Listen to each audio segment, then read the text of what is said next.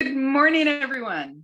Welcome to Unity of Bellevue. I'm Reverend Marla Mason, and it's a blessing and a privilege to serve as your minister this morning. You might notice my background is a little bit different from usual. I am broadcasting remotely from Silcox Island, American Lake, Lakewood, Washington, off on a family weekend, and really grateful that we have the technology to connect even when I'm on vacation. So it's terrific to be with you here this morning. I want to remind you of who we are. Unity of Bellevue is here to wake up, to remember the truth of our being, and to practice that truth in the world. And we practice that truth by walking in a consciousness of love for God and love for one another. We do that by making a commitment to grow in our spiritual understanding through whatever paths are available to us, through spiritual practice, through classes that we offer, all of the ways that we can grow in spiritual understanding here at Unity. And we put that into practice by being in service to the greater good, to the common good. So that's who we are. That's what we're about. And I'm grateful to welcome you into that vibration that is Unity this morning. So we got some good stuff lined up for you today. Let's talk first about what's already happened. Thank you, Lori Coleman, for a beautiful meditation service this morning. I'm so grateful for you. Lori is one of our prayer chaplains and one of our meditation facilitators, and she did a great job this morning. So give her some love. And keep in mind that our prayer chaplains are here to pray for you. You can submit a prayer request by emailing prayerchaplains@unityofbellevue.org. And if you'd like one of our prayer chaplains to call you to pray, or even just to chit chat, put that in your email and they will do that. We typically have prayer circle after service. There's no prayer circle today because it's first Sunday of the month, and first Sunday of the month is Q&A Sunday. So be thinking right now about what questions do you have about Unity, about our teaching, about me, about the business of our center, anything that is on your heart or mind that you would like to know. The first Sunday Q&A is your opportunity to ask those questions. So that's happening today about 3 or 4 minutes after service concludes. Please join us. And thank you, Lori, for a great meditation today. Our board host today is Sharon Wolf. Sharon is a rock star on our board. She is such a support and she has such a big consciousness. And she is relatively new to the board, about a little over a year, I guess. And I'm so grateful, Sharon, for your service and for the ways I've seen you grow in that time. We have Monica McDowell-Elvig hosting our service today and serving as producer. Give her lots of love as well, because without her, I'm not sure just exactly how well this would be going. So thank you, Monica, for the expertise and consciousness you bring to that work. I also want to welcome our guest speaker today. Reverend Marty Bacher is in North Carolina. And he's a dear friend of mine and a Centers for Spiritual Living minister. I was telling, when we were doing the check-in of our team that's leading this morning, I was telling them, I believe that Reverend Marty and I met in a bar, and he asked me to please put some context around that, so I will. We met at a conference 10 or 12 years ago. I don't even remember exactly what conference, but I just immediately felt bonded and supported with Reverend Marty, and he is a great supporter of me, which means he's a great supporter of you, because he's one of the guys that prays us up.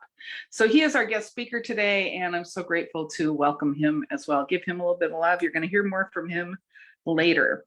Our guest artist today is Amy Bishop. She's the music director at the Calgary Center for Spiritual Living up in Canada, and she is there live this morning. So she sent us some terrific music videos. There are 4 of them. You don't want to leave early today. Stick around for the Q&A. You don't want to miss her 4th video. You don't want to miss any of her videos. She is just such an energy and such a talent. So virtually, please welcome Amy Bishop.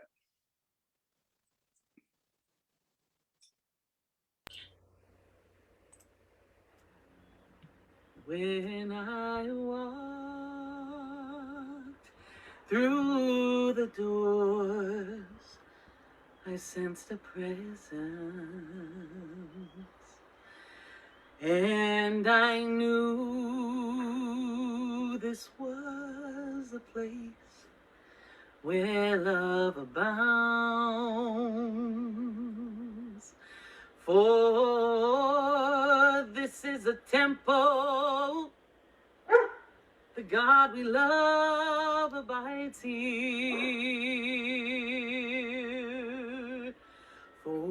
We are standing in a presence on holy ground. We are standing on holy ground, and I know the angels all around. Let us praise and raise love now and raise it anyhow. For we are standing in a presence on holy ground. In this presence, I know there is joy beyond all measure. And at love's feet, sweet peace of mind can still be found. For when we have a need, love is still the answer, yes. So let's reach out and claim it, for we are standing on holy ground. We are standing on holy ground, yes, on holy ground. And I know there are angels all around, 'cause I can feel them all around. Let us praise and let us raise love now, raise it anyhow.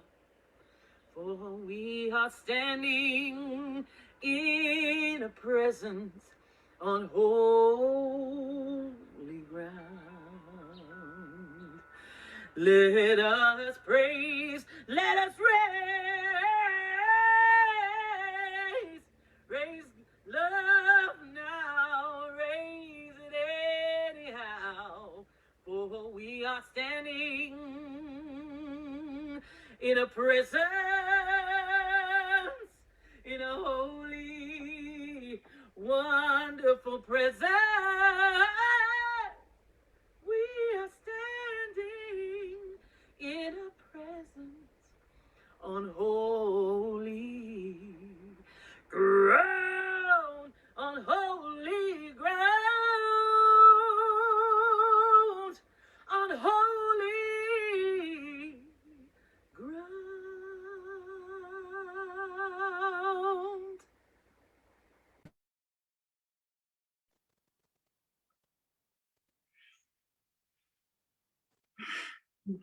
And so we stand on holy ground. We walk on holy ground. We live on holy ground. We are holy ground. And we open our hearts and our minds to this spiritual truth right now, and we allow ourselves to be lifted in consciousness, to remember and know that there is only one life. That life is God's life. It is the very life that we live, for we are at one with this infinite presence. We walk in its mind, we breathe in its breath, we think with its mind. There is only this one presence, and we are fully unified with this presence right here and right now. And it's in this consciousness of unity that I declare a blessing on this time together today. I know that we have been called by divine appointment. I know that we are here, to have the ears to hear what God would have us hear today, to deepen, to grow in spirit, to be a blessing and to be blessed. And so I simply know this is unfolding perfectly and divinely for all of us here today, and that we are willing participants in the music, in the message, in the power of spiritual community to call us forth into a greater yet to be. I am so very grateful for the sacred yes that is on the heart of each member of this virtual circle. I am so grateful for all that is about to unfold, and I call it good, and so it is. Amen. I'm going to read through our affirmation once, and as I read these words, I just invite you to be open, to allow them to permeate and penetrate your heart, your body, your mind, and to consider that these words might be true as you right now. As I fall upward into a greater awareness of unity and oneness, I embody divine intention and loving consciousness. Life is good, and I am grateful, and so it is. Breathe that in, feel it, believe it, begin to vibrate with it. And now I invite you to speak these words aloud for yourself. As I say them again, please join me with conviction. As I fall upward into a greater awareness of unity and oneness, I embody divine intention and loving consciousness. Life is good, and I am grateful, and so it is.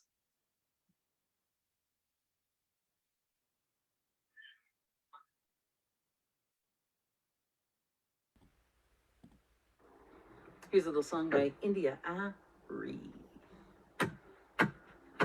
Back when I had a little, I thought that I needed a lot. A little was overrated, but a lot was a little too complicated. See, zero didn't satisfy me, a million didn't make me happy. That's when I learned the lesson, that it's all about your perceptions. Hey, are you a papa or a superstar? So you act, so you feel, so you are. It's not about the size of your car, it's about the size of the faith in your heart. And there's hope, doesn't cost a thing to smile, don't have to pay to laugh, better thank God for that. There's hope, doesn't cost a thing to smile, you don't have to pay to laugh, better thank God for that. Out in the back country of Brazil, I met a young man who made me feel I could accomplish anything. You see, just like me, he wanted to sing. He had no windows and no doors. He lived simple life and was extremely poor. On top of all of that, he had no eyesight, but God didn't keep him from seeing the light. He said, what's it like where you're living today? And all I did was complain, yes. Told me living here is paradise. He taught me paradise is in your mind. You know there's hope, doesn't cost a thing to smile, don't have to pay to laugh, better thank God for that. There's hope, doesn't cost a thing to smile, you don't have to pay to laugh, better thank God for that. There's hope, stand up for your rights, keep shining your light, show the world a smile. There's hope, stand up for your right, keep shining your light, show the world a smile. There's hope every time I turn on the TV, somebody's acting crazy. Well, if you let it, it will drive you crazy. So I'm taking back my power today. Gas prices, they keep on rising. Government may keep on lying, but we've got to keep on surviving. Keep living the truth and do the best you can do, cause there's hope, doesn't cost a thing to smile, don't have to pay to laugh, better thank God for that. There's hope, doesn't cost a thing to smile, you don't have to pay to laugh, better thank God for that. There's hope, doesn't cost a thing to smile, don't have to pay to laugh, you'd better thank God for that. 'Cause there's hope, doesn't cost a thing to smile, don't have to pay to laugh, you'd better thank God for that.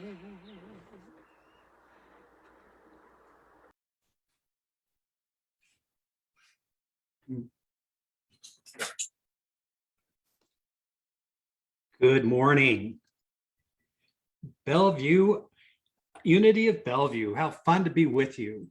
I have to say, this is the best gig ever. In the olden days, I'd get up at 5 o'clock in the morning to be ready to speak at 10. And now, through the power of Zoom, I can get up at a decent time and still be ready for y'all at 10. So isn't it fascinating this time in which we live, where we are more aware than ever of our connection, of our oneness, one might even say of our unity. And so I'm delighted to be here today. I am a couple of shout outs. First of all, I love Reverend Marla. We did meet in a bar, but as you all know, if you've ever gone to any convention, all the good stuff happens over lunch or in the bar. You know, that's where you really learn. And we did form a connection that's allowed us to become friends. And then over the last few years, we've met on a monthly basis to be in support and in prayer together. Because I'm going to tell you, being a minister is not the easiest job in the world. Now, I think being a roofer in Arizona might be worse, but in the summer, but it's a different kind of thing that happens that it affects us spiritually, emotionally, mentally, in all these different ways. So give your minister a shout out for making sure that she has support systems in place to allow her to be at her best. And it's been a privilege for me to be friends. Monica is amazing. Behind every great woman, there's an even greater woman. And so, this thing all functions because of Monica's brilliance, and you have a wonderful board, and it's been delightful just to kind of get to know your community. I wanted to speak today a little bit about some biblical awareness. And so just a little bit about me. I grew up in a Southern Baptist home as a child, and I always had an affinity for Jesus. But I did have a little bit of an issue with the exclusivity of the club that I was part of. And it seemed that, it was, rather than expansive and loving, it was, we get to go to heaven and everybody else goes someplace else. Or there was some of an exclusivity to it that never really resonated. And even as a child, I always felt that there's many paths to the one. And so if there's only one God, then in some way we're all talking about the same thing. But being a good Baptist, I studied my Bible and I learned it, and I'm so grateful for that. And then life changed for us as a family, and we really stopped going to church about the time I was 10. So I took a few years off, about 15, to not do church, and that was great. And then managed to create enough chaos and havoc in my life that I decided it might be time to look at doing something different. The last place I expected that I'd find something different to do would be a church. But I walked into, a friend invited me from a seminar I'd been to, a church not dissimilar to yours. And I found in that place something that I've always believed. In fact, the minister even said, we bless all priests, all rabbis, all ministers, all teachers of every faith, because we believe there's but one God. And I said, okay, I'm interested. And so I became involved and started to take classes and learn about the power of consciousness and the power of mind. I learned that God was not playing favorites, rewarding some and punishing others, but rather was operating according to a principle, operating according to a way of unfolding that this universe in which we live is based on spiritual principles. That changed everything for me. And I began to realize that I could move into a different awareness. And I began to then re-look at the Bible from that perspective. And I remember even in classes when they'd have biblical passages, I began to have eyes to see and ears to hear something beyond that message. You see, from my background, it was a very literal interpretation. And so my logical mind sometimes struggled with literal interpretation. I often joke about being in science class about the same time I was studying the Bible about Jonah and the big fish. And in another class, we were learning about dissecting frogs and the digestive system. And there was a disconnect between what I was learning in science and what I was living in church. Sometimes that disconnect happens. But when I began to understand, I could hear this message from a metaphysical perspective, from a way of understanding these stories and principles and all of it. It's not only just literally and not just historical, but also metaphysically, that it was really a study of consciousness. Then a whole new possibility opened up for me. So I want to give you a few clues. I only have about 2.5 hours that Marla has allotted me, so I'll have to rush through this, but that's right. Isn't that right, Marla? There's what people say and then there's what you hear. So no, I promise you I will be brief in my remarks, so we won't go through the entire Bible, but a few keys. The first key that did not make sense as a child, but I began to understand, was this idea that it says in Matthew, it says, for whoever has, I'm going to use the male pronoun, excuse me for that, but whoever has, to him more will be given, and he will have an overabundance. But whoever has not, even that will be taken away from him or her. As a child, I didn't understand that.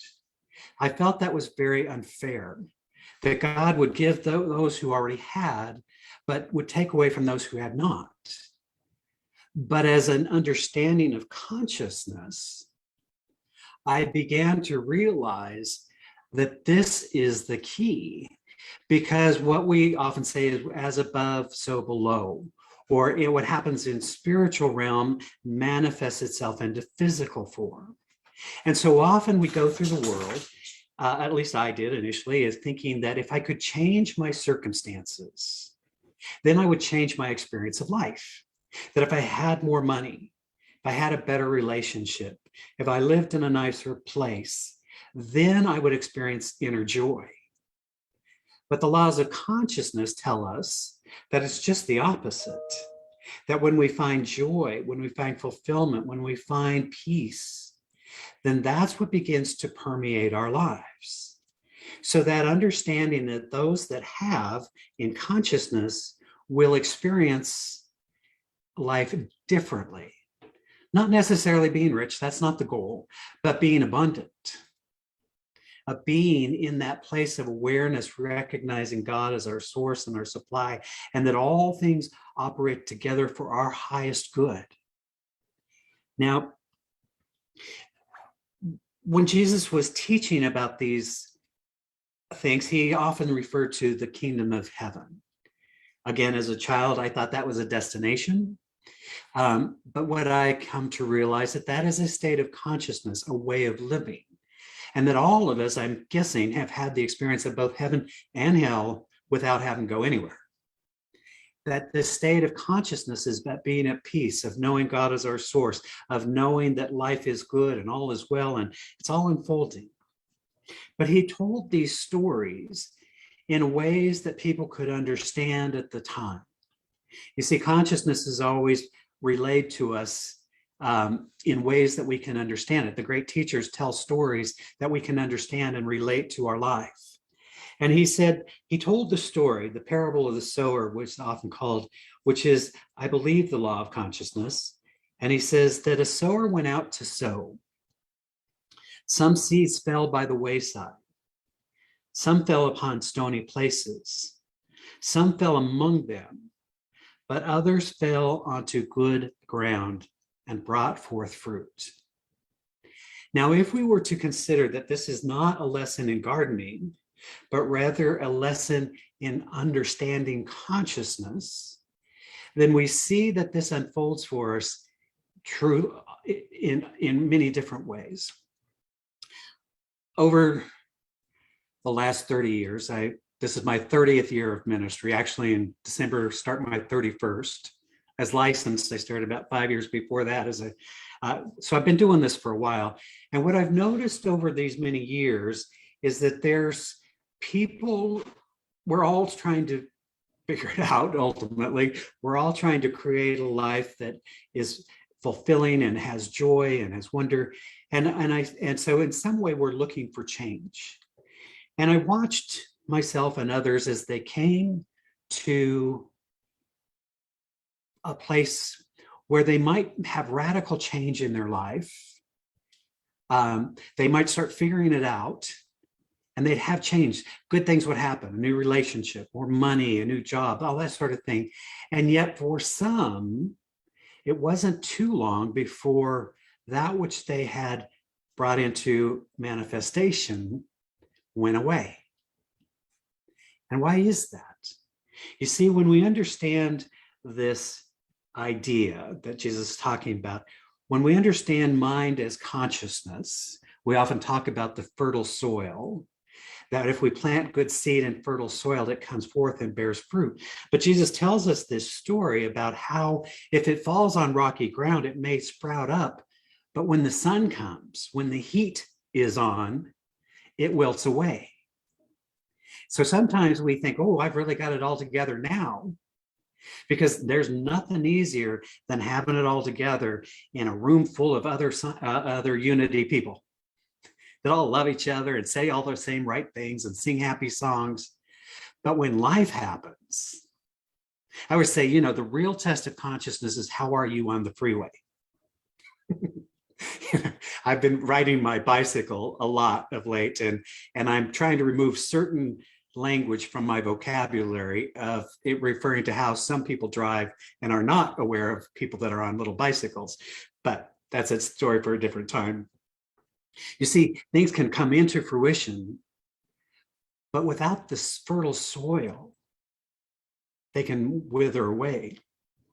The thorny places are places that we allow the weeds to grow.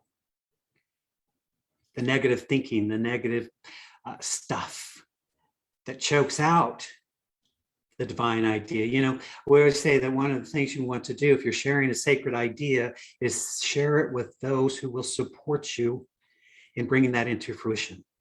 That is part of the value of being in community with unity folks, that we share your dream, we support your dream. We want you to realize who and what you are and to fulfill that. But those things that fall in fertile soil, when they go forth, as Jesus says, I want to quote him correctly. I make up a lot of stuff. I paraphrase Jesus a lot, and I'm not sure how happy he would be about it.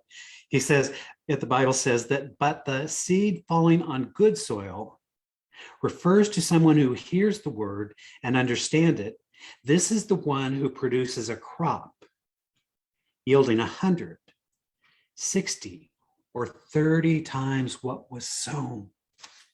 Go back to what I told you. To those that have, more shall be given. Isn't it amazing, if you're a gardener, that if you plant just a little bit, that about this time of year, you got so many tomatoes, you're like, here, take this, take some zucchini, take this thing, because all of that little seed, properly nurtured, properly cultivated, produced an abundance of good.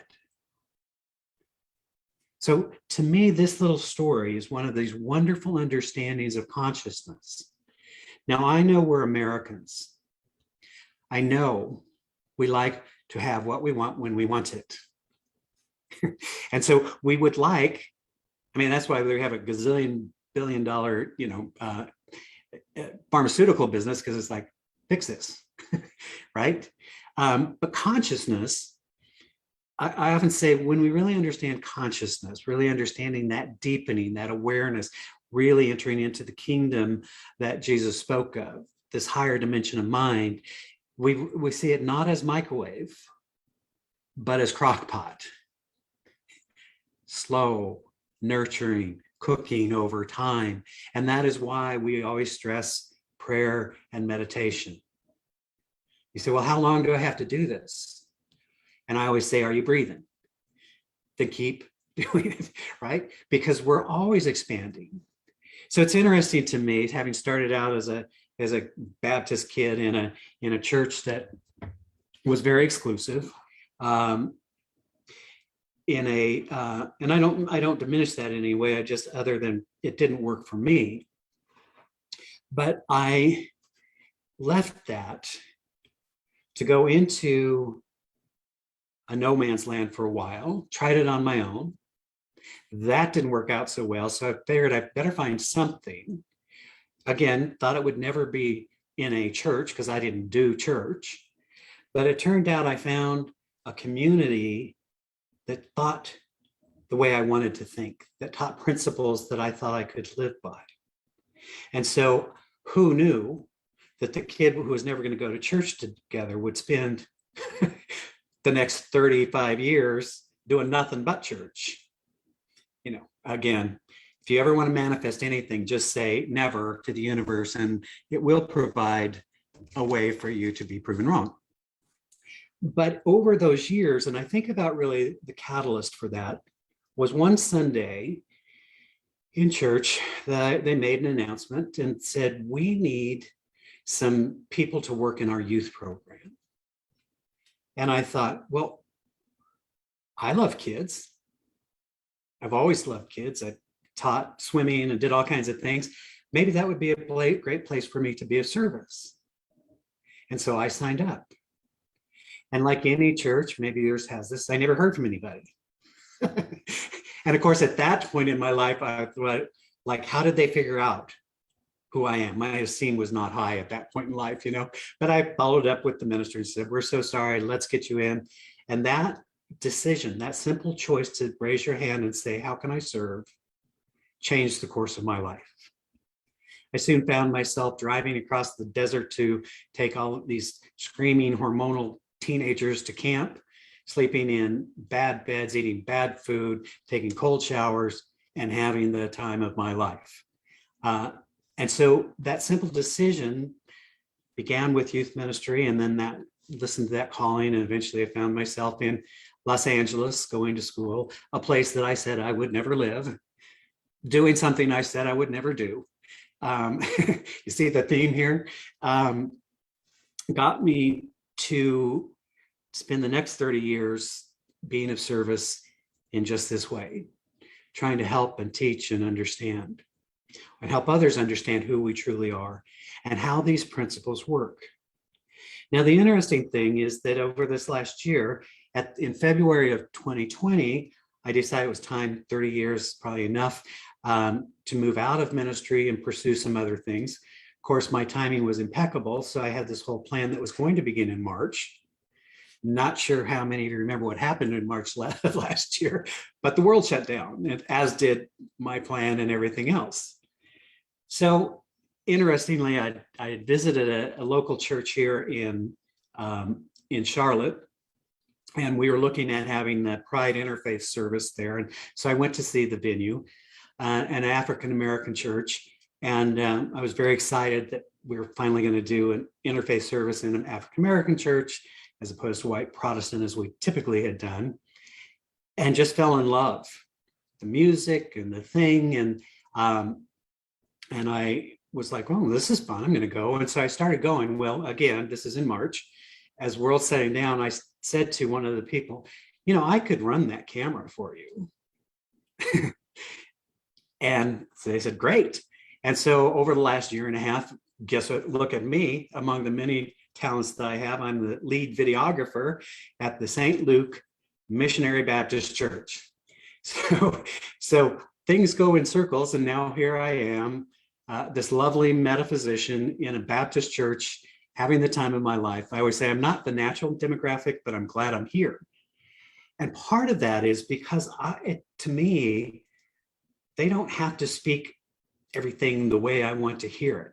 Now, when I began, I freaked out about, if you said father, I was like, could have had to do with some issues that I had, you know, but now truth is truth. And so I love this community. I've been warmly embraced, having fun. And I say my grandparents, if I were to run into them, they passed many years ago, who are good Southern Baptists, also very much on the, I won't say racist, but I will say on the segregation side of things, product of their time. I'd say if I ran into them, I said, I've got some good news and some bad news. Good news, I'm going to Baptist church again. Bad news, you probably wouldn't like the crowd, but oh well, such is life.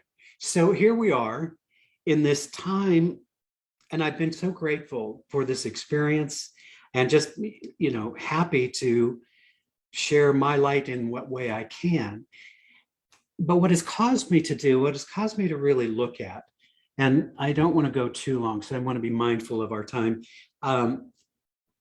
It's caused me to look at the stories we tell ourselves. I was reminded of the story of the Good Samaritan. We all know the Good Samaritan story. We've probably all used it. If you have kids, you've told your kids this story, right? This simple story about how the robbers rob and leave to die this poor person by the side of the road. And I was reading an interesting article recently by Carmichael Hill, and he said he was hearing this story, and of course, kind of zoned out in seminary, because who hasn't heard the Good Samaritan story? But he said, after my professor finished reading this, he said to us, "This is not a story about being nice.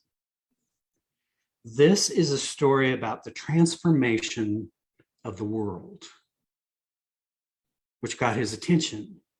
And if we think about it, he was saying, really, if you think about it, there's three types of people. There's the robbers, those that believe they can justify whatever to take what they want because they want it. Then there's the priests and the Levites, who are really good people, steeped in their faith, practicing what they believe to be true, probably pillars in their community, probably serve on a board somewhere, right? But when this situation came, they didn't stop to help. And the consciousness around that. So if the consciousness of robbers, I'll take what I want, because what I want is mine. The Levite, the priests kind of think in a way that what is mine, and I need to protect it. And so I don't know what happens if I go to the other side of the road and help someone. And so I'll go about my busy, productive, good life. Jesus is a little harsh in his criticism of those folks, but I think about this. I had this experience just the other day. So as I mentioned, I ride my bike a lot. It's my primary source of it's my primary vehicle. That's what I'm trying to say. And so, I ride up to the store, which is just a few blocks away on a regular basis, grab groceries, whatever. So I pulled up to block my bike outside the grocery store. And this young man pulled up on his bike. Now, I should tell you, it's not uncommon to have somebody kind of approach you in the parking lot, and they have a story about, I don't have any money, and so this kid pulls up kind of next to me and he says, "Can I ask you something?"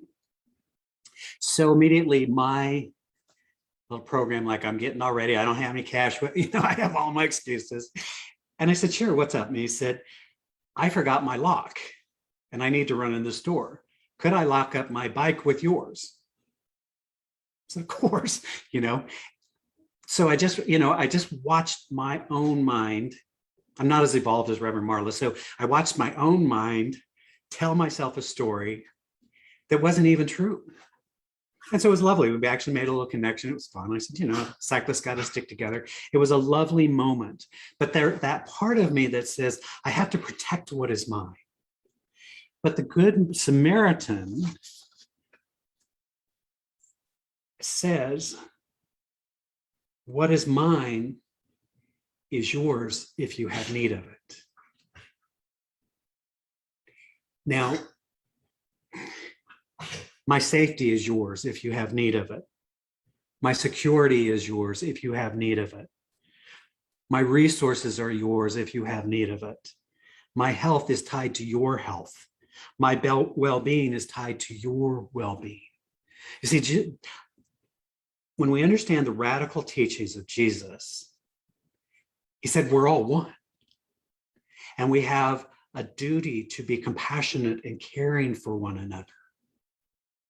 And so I think about where we've been over this last year and a half and what has happened.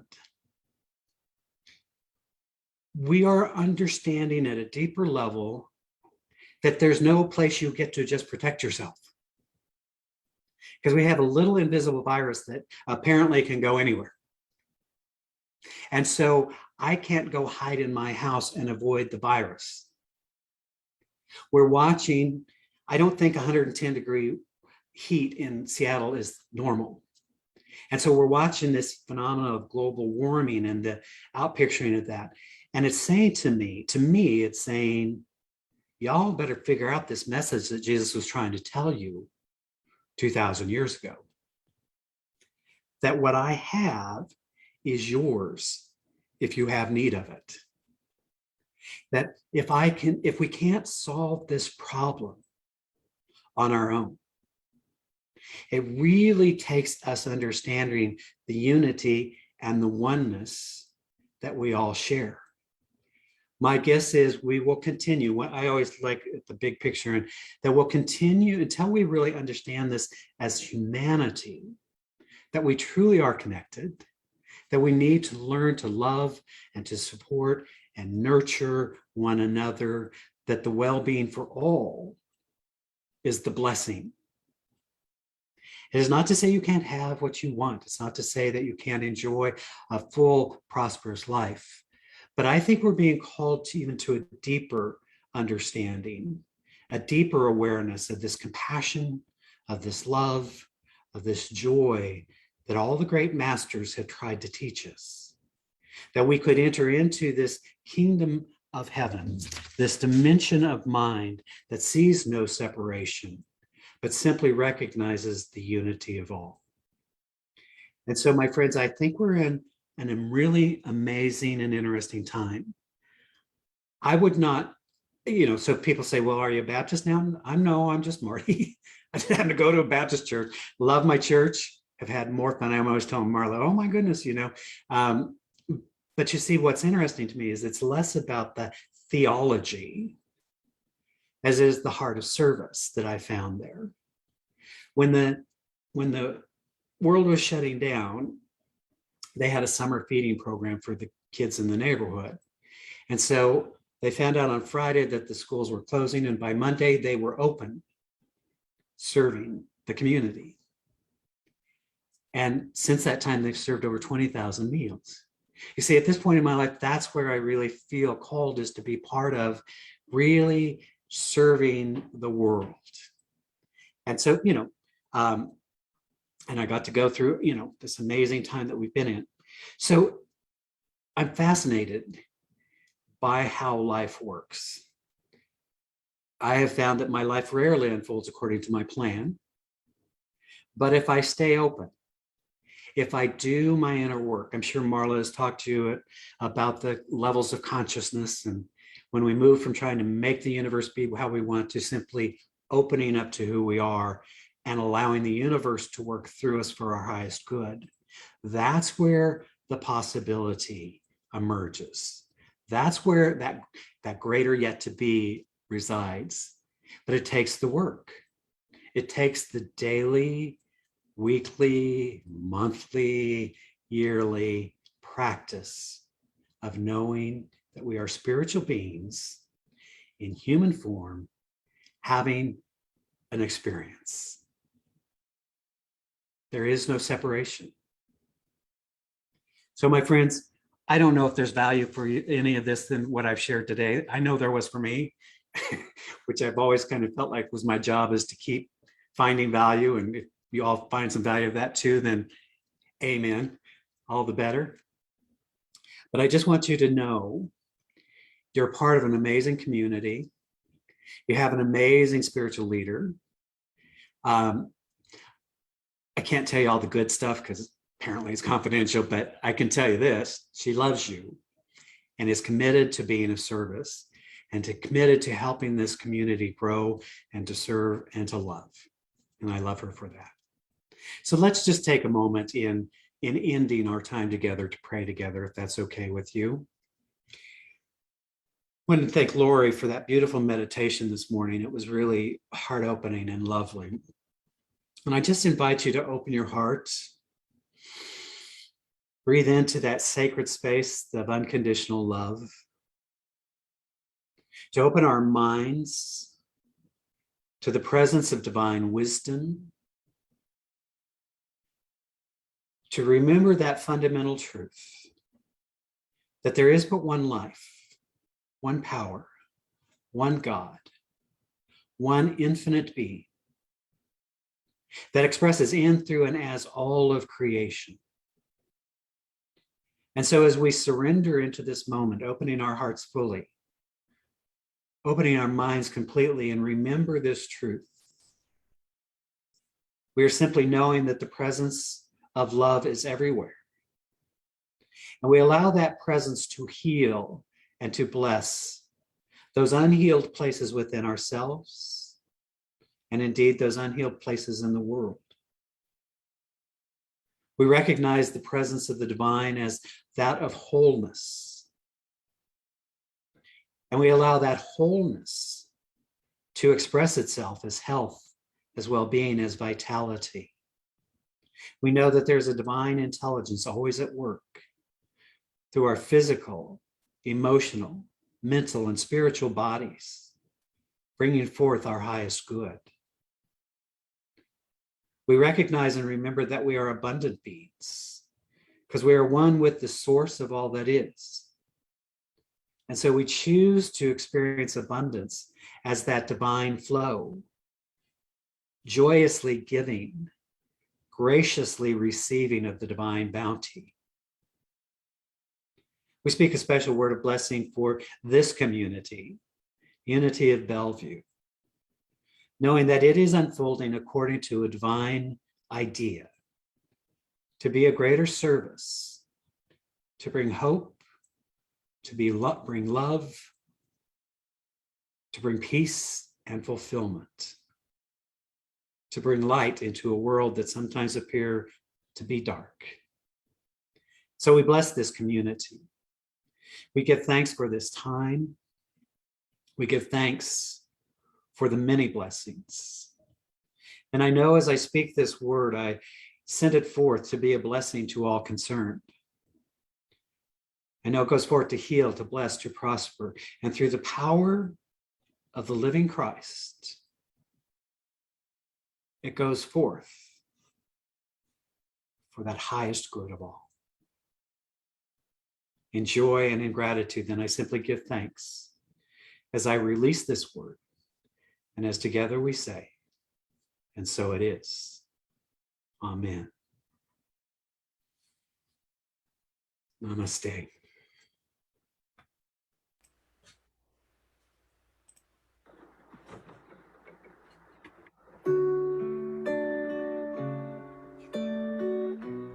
This song is a beautiful song by Lisa Ferrero and Erica Laquette, inspired by the words of Maya Angelou.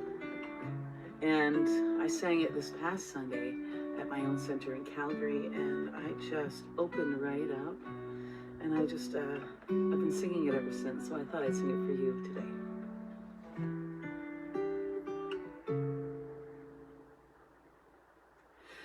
If you listen to yourself in the quietude, you might hear the voice of God. If you listen to yourself in the quietude, you might hear the voice of God. If you listen to yourself in the quietude, you might hear the voice of God. If you listen to yourself in the quietude, you might hear the voice of God. The voice of God, the voice of God. You might hear the voice of God. If you listen to yourself in the quietude, you might hear the voice of God. If you listen to yourself in the quietude, you might hear the voice of God.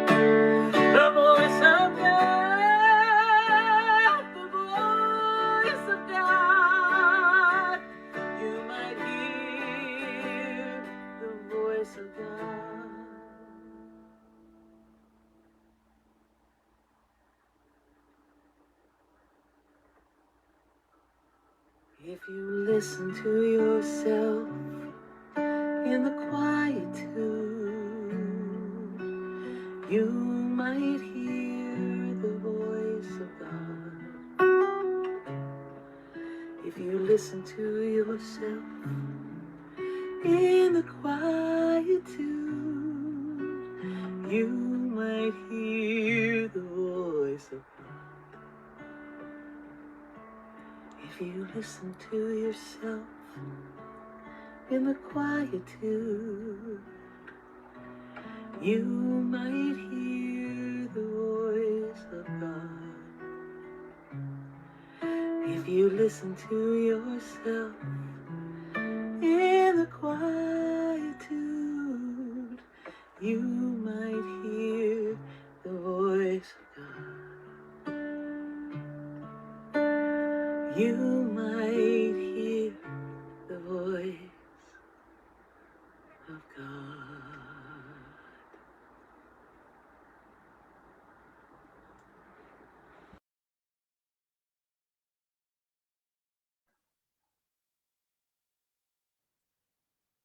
Good morning. And on behalf of the Board of Trustees of Unity of Bellevue, thank you so much for joining us this morning to be part of this beautiful centering meditation, uplifting music, and insightful message. If you are new to our community, we welcome you and we invite you to explore the Unity of Bellevue website and see just what we have to offer you. We invite you to reach out and connect with us. Let us know how we can support you along your spiritual path. For those of us who call Unity of Bellevue our spiritual home, giving up our financial blessings is a part of our spiritual practice that affirms our own abundance. Our financial support expresses our commitment to helping people awaken to their own spiritual nature and to growing a vibrant, thriving spiritual community. We give generously with open hearts to this place where we love, grow, and serve. The different ways in which you may choose to give are listed on your screen.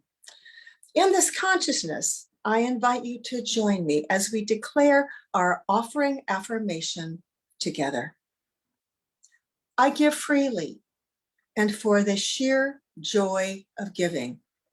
I know that seeds sown in love produce an overflowing harvest of good for me, for the center, and for all people. Lovingly I give, joyfully I receive. And so it is. And so it is. And so I speak this word of blessing over the gifts given today. I know they are given in a consciousness of love in support of this ministry. And as we turn these gifts into ministry, they are turned into love and are a deep and rich blessing to each member of this community and to the world, to our commitment to be present to the needs of the greater, to serve the greater whole. And so I simply declare this blessing and I consecrate these gifts to that purpose and I call it good. And so it is. Amen. Good morning, everyone. My name is Monica McDowell Elvig. I am your center administrator. We welcome you with open hearts. If you are visiting with us for the first time, we invite you to consider walking with Unity of Bellevue as we plant seeds, as we grow in consciousness together in unity. The best way to stay in touch with us right now, since we are completely online, is to sign up for our weekly e-newsletter. You can do that by going to our website, unityofbellevue.org, and at the bottom of every page is a sign-up form for that weekly newsletter. We'd love to hear from you as well, so send us an email or give us a call. We'd love to hear from you. Some announcements. Today is Q&A Sunday. That means we'll take a 3-minute break after the end of this service, and then we have a question and answer with our board. If you have any questions about our principles, practices, or policies, please start thinking of those, because that is your time to ask. Also, prayer chaplains, they'll be back next Sunday with a virtual prayer circle following the celebration service. If you have any prayer requests, you can send them to them at prayerchaplains@unityofbellevue.org. If you'd like one of them to call you and talk with you or pray with you, please put that in your message. This Wednesday at 1 p.m. is Living What Matters with Reverend Marla. We are walking ourselves through the Book of Soul by Mark Nepo, learning a new spiritual practice each week. All of the links for everything are in the chat box and in the comments on Facebook, so you can find the links for everything. Also, what's new is the classes. Classes are up for fall. We have Reverend Marla teaching the Gifts of Imperfection based on Brene Brown's book. That's on Wednesday evenings starting on September 29th. We're also doing a membership class. That's later in November on Tuesdays. They're online classes, so look at those. All the information is online and at the links on the website. Look into that. It's a great way to grow in consciousness. Also, tomorrow night, Sisters in Spirit online, 6:30. If you are a woman or woman identified, you are welcome. We are women supporting women on our spiritual journeys. So look forward to seeing you there. Have a great week, everyone. Blessings. As we prepare to close, keep in mind Q&A here in just a few minutes. Stick around. We have one more song from Amy Bishop, and be happy. Have a great week, everybody. I'm so grateful for you.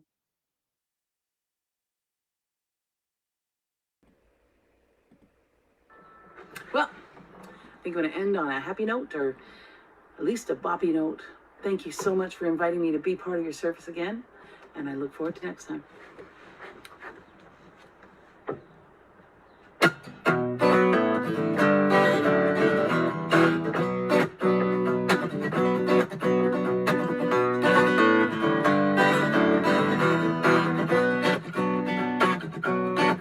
I've got the power, and I love with all my might.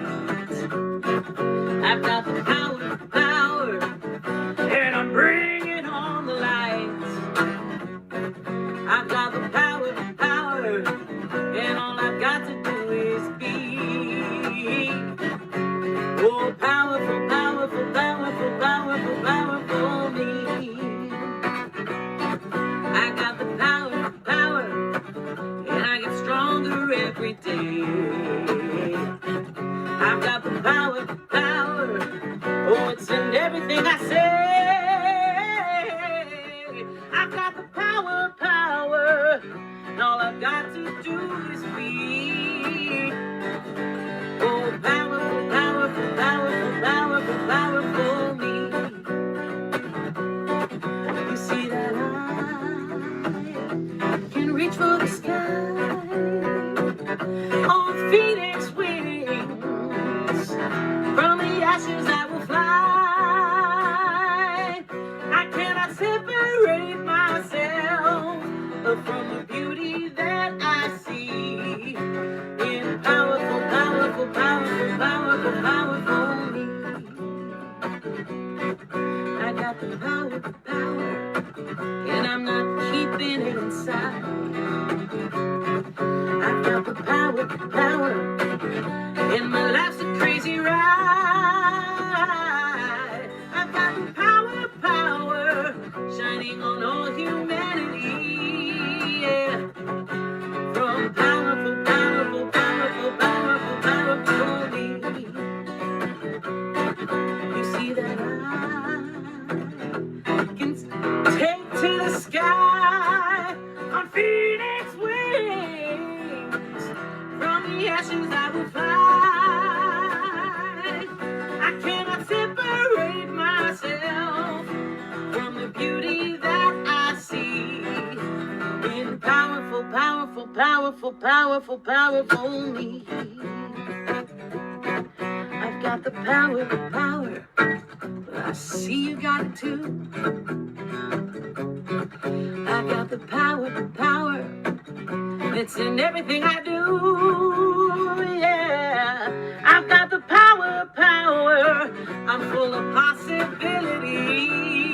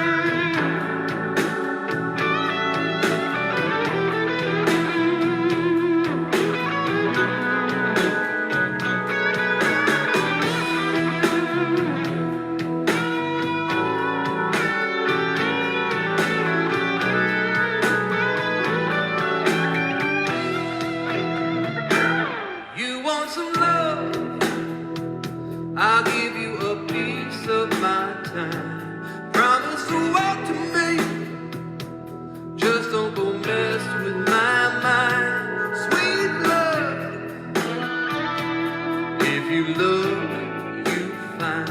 You want some love? Well, here you go. I'll give you mine. You want some love, love, love, love, love, love, love, love, love, love. You want some love, love,